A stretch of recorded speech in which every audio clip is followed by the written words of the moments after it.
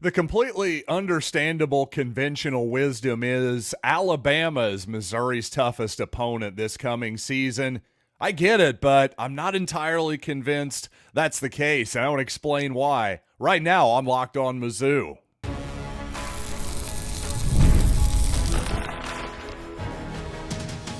You are Locked On Mizzou, your daily podcast on the Missouri Tigers. Part of the Locked On Podcast Network, your team every day. Hey, all you true sons and daughters, I'm John Miller, your Mizzou mafioso and a hater of slap hitting. But certainly we are going to talk about Missouri softball later on the program.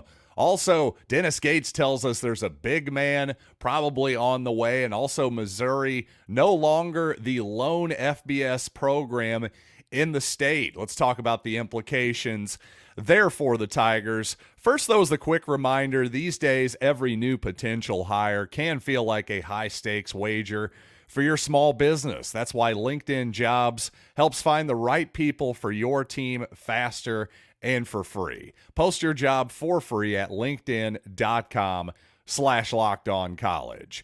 Terms and conditions apply.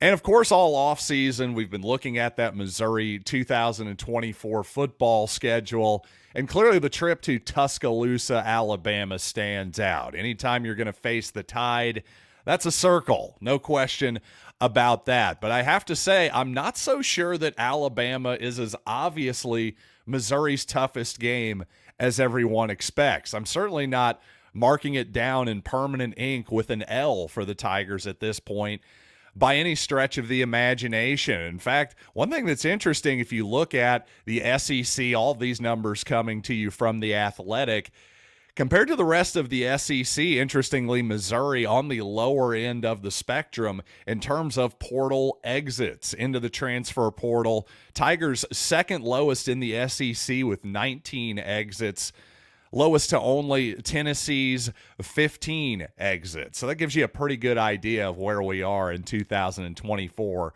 when the team with the least amount of portal exits is Tennessee with 15. But surprisingly in some ways, and well, not surprisingly in others, Alabama and Texas A&M are leading the way with 39 and 31 transfer portal exits respectively. And while the Aggies have actually added 28 players, Bama has only added 12. That's quite a difference there. So if you put that in perspective, Texas A&M has, so far at least with its exits and additions in the portal, has basically lost 3 players. Well, Alabama, that's a much different calculation. They're minus 27 there in terms of their exits and their additions. So that isn't necessarily a reason to panic if you're an Alabama fan. Of course, they're still going to be among the best high school classes in the country this season for their new coach, Kalen DeBoer, who came from the University of Washington, of course. It just seems like, though, the Tide might be lacking a whole lot in cohesion next season, to say the least, with a new coaching staff, of course, too.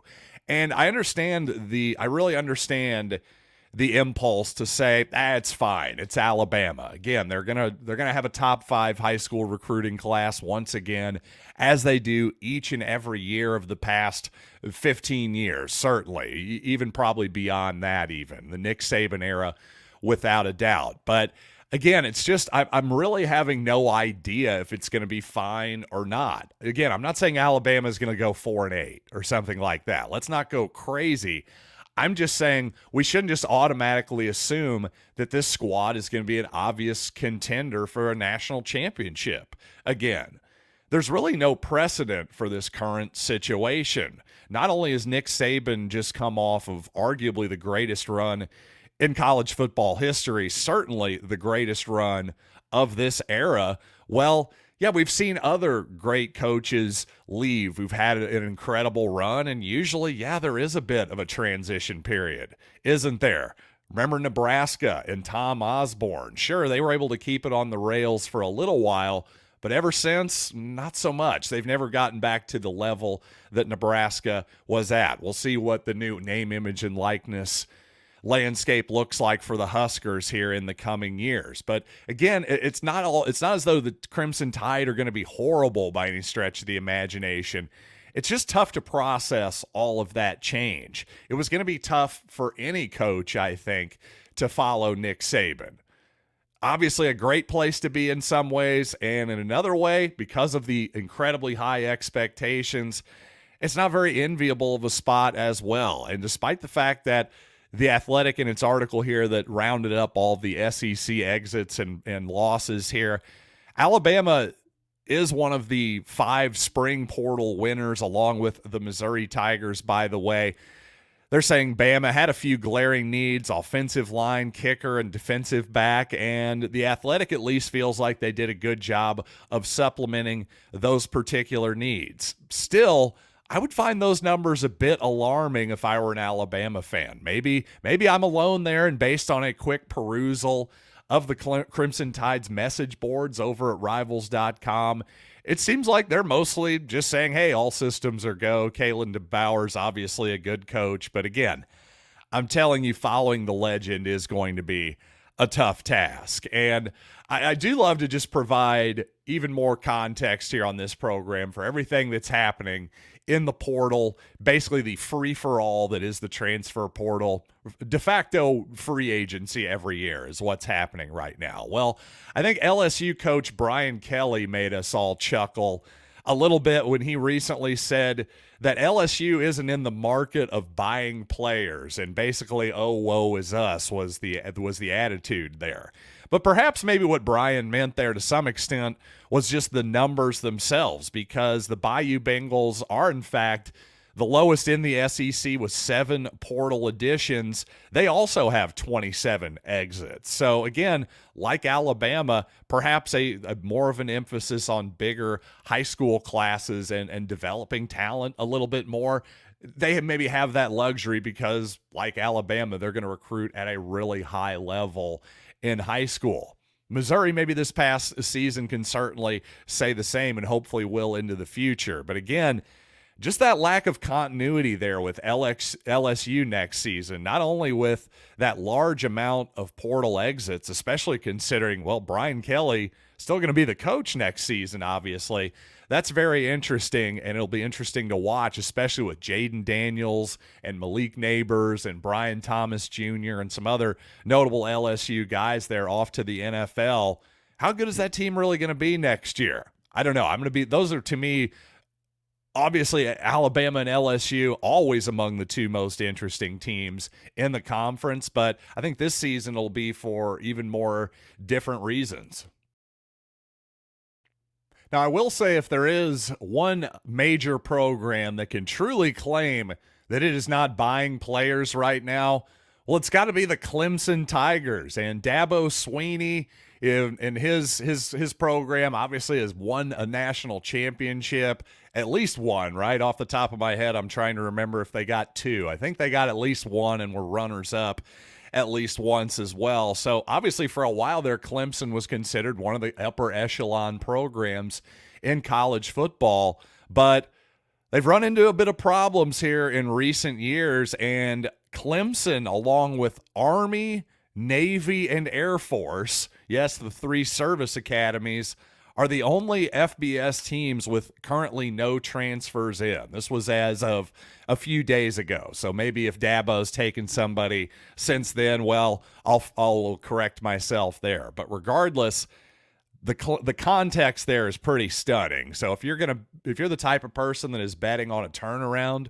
for Clemson this coming season, I just don't really see it, because that just speaks to me as true stubbornness there on the part of Dabo and the Clemson Tigers. But regardless, speaking of the Tigers, let's talk about some other Tigers, the Mizzou softball Tigers. I want to give you all the information about Missouri and them hosting the regional in Columbia coming up here on Friday on the other side of this break, and also talk about perhaps the newest addition to the Tiger basketball team incoming as well.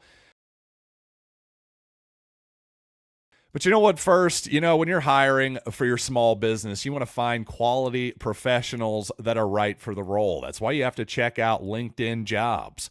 LinkedIn Jobs has the tools to help you find the right professionals for your team faster and for free. And I'll just tell you from my experience, as basically a co-owner of a dance studio here called Co-Motion Dance in town, we have a lot of great young ladies who work for us, and we trust them so much that we'll trust them to babysit our children. So truly, when you get the right candidate, from LinkedIn Jobs, these type of people can sort of become part of the family. It's really a great thing. And on LinkedIn, 86% of small businesses, by the way, get a qualified candidate within 24 hours. Hire professionals like a professional on LinkedIn. Post your job for free at linkedin.com/lockedoncollege.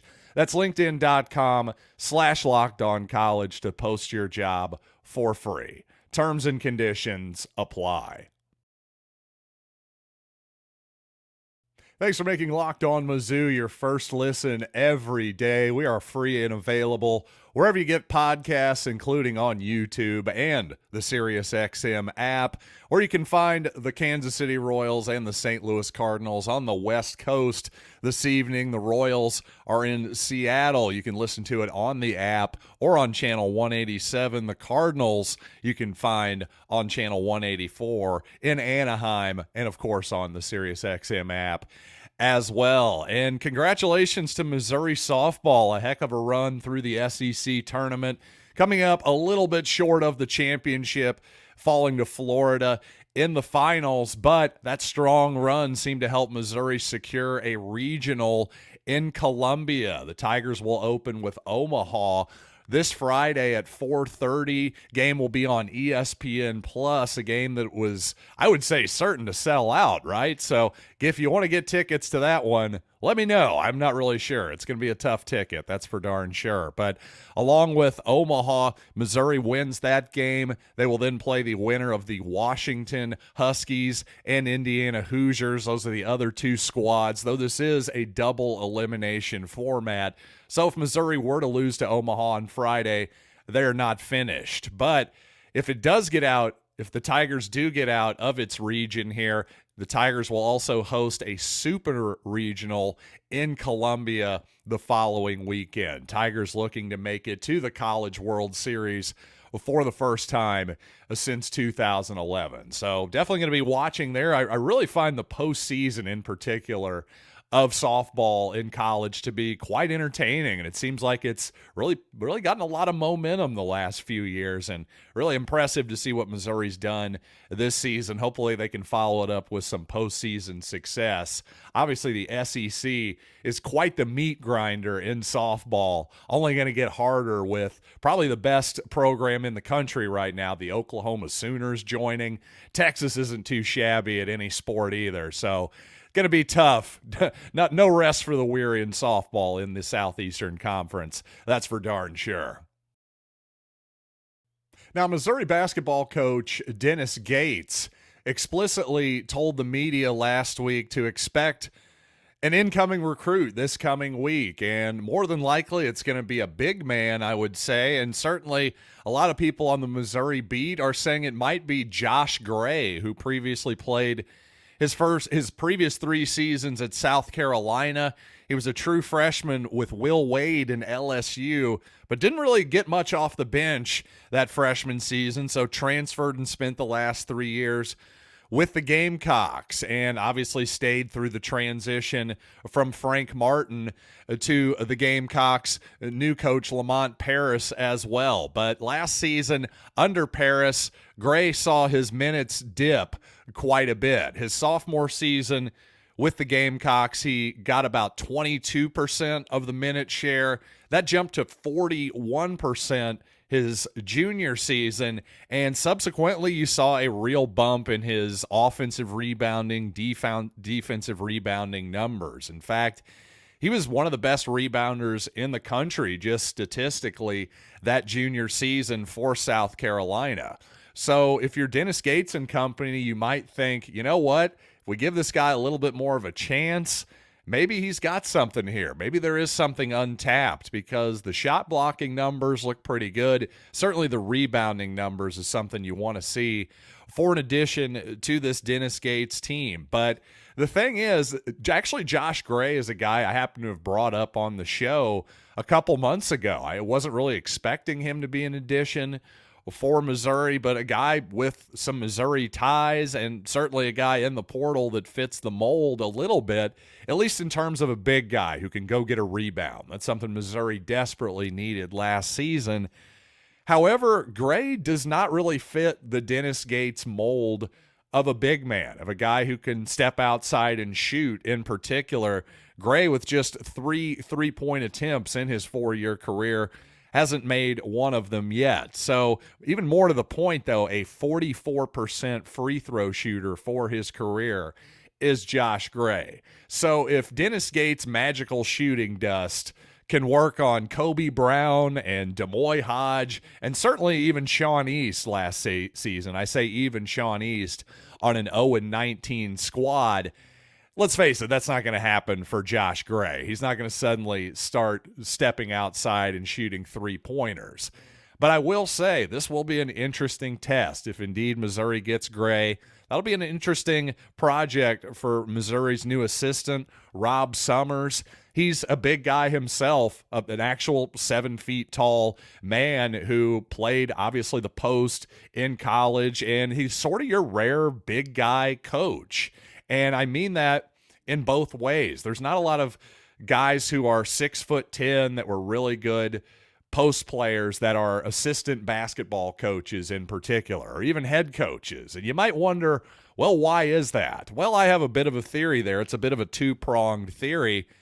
Number one, a lot of big guys are not necessarily in love with basketball, at least as much as you need to be a coach and grind your way through the assistant coaching ranks and all that stuff. You got to really be into it to want to do that. Look at what Kim English did for years. Obviously, it's a well-paying job to be an assistant at Colorado or Tennessee, for example. But at the same time, it's a lot of work, too. There's no question about that. It can be tough on the home life, all that good stuff. And all that is to say, if you're a good guy, if you're a good player who can play with his back to the basket and you're 7 feet tall, well, there's a little thing called the NBA as well. You might have heard of it. They happen to pay guys multi-millions of dollars to do that. So, again, human nature being what it is, the desire to grind through the coaching ranks and study tape and travel all around the country tons of times, dozens of times a year. You know, basically what I'm trying to tell you is Patrick Ewing is kind of the exception to the rule, right? Patrick Ewing was a guy, obviously one of the great centers in NBA history, grinded his way through the NBA ranks for years and years and years, never really got a head coaching position, finally got one with Georgetown. How'd that work out for him? You know, it's just, coaching is hard. It just is. One of the great point guards of all time, Steve Nash, got one of the easiest jobs you could get, and, well, he flamed out pretty fast. I don't know if he's ever coming back. It's not easy to be a basketball coach, and when you've got a little money in the bank, and when you're not necessarily as in love with it as the guy who is the 5'10" point guard backup on his team, it's just that, I think that's my theory. That's my two-pronged theory about why there just aren't too many coaches who are truly big guys. Let's put it that way. In 2024, obviously a massive year for Missouri football. Well, it turns out it's going to be an interesting trivial season as well, as 2024 will be the last season for Missouri as the only FBS team in the state. Missouri State is going to join Conference USA in July of 2025. Let's talk about this move and how it affects the Tigers coming up here in just a little bit.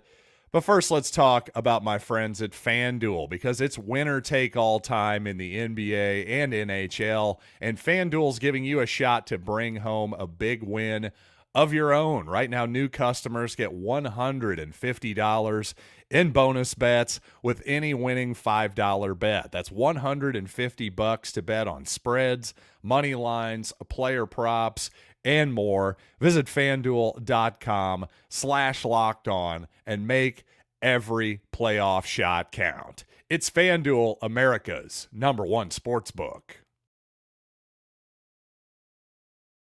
So indeed, Missouri State on its way as a full member of Conference USA in July of 2025, meaning the Bears will be a FBS football team.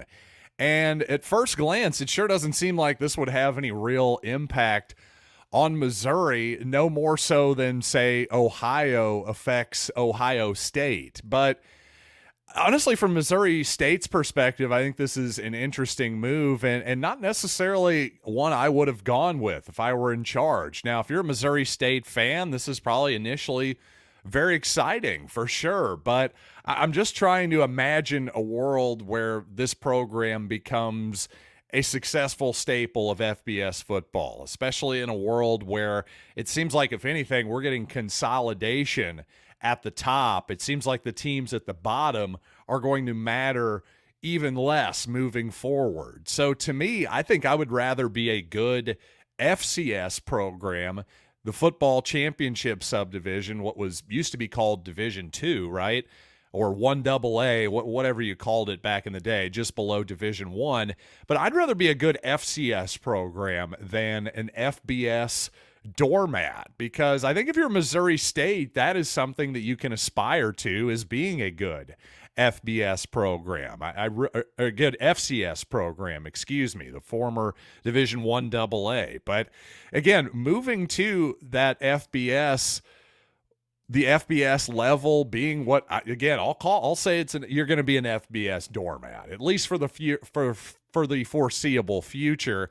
And frankly, will Missouri even want to play Missouri State now? The last time Missouri played the Bears in 2017, the Tigers managed to let the Bears score 35 points in the first half before the Tigers ended up pulling away 72-43 in one of the rare memorable games against a non-Division I opponent for the Tigers. That was obviously a big sign of some problems on that Missouri defense. But regardless, I just don't see a scenario where Missouri is going to go to Springfield, obviously, to play at a 17,000-seat venue. That just doesn't make a lot of sense, despite the fact that Missouri is going to travel to UMass either not this coming season, but in 2025. So a bizarre set of circumstances there, to say the least. I don't see that repeating itself. Just the upside of Missouri going to Springfield. What's the financial advantage there? What's the recruiting advantage? It's just really tough for me to see any advantage to that from Missouri's perspective. So again, from Missouri's perspective, I don't think this really affects the Tigers a whole lot. And from Missouri State's perspective, I understand that initially, if you're a fan, you're probably thinking this is exciting. I don't know. Be careful what you wish for, especially in the new world of college football, where the whole idea of FBS, those whole divisions, may be meaningless here in a few years.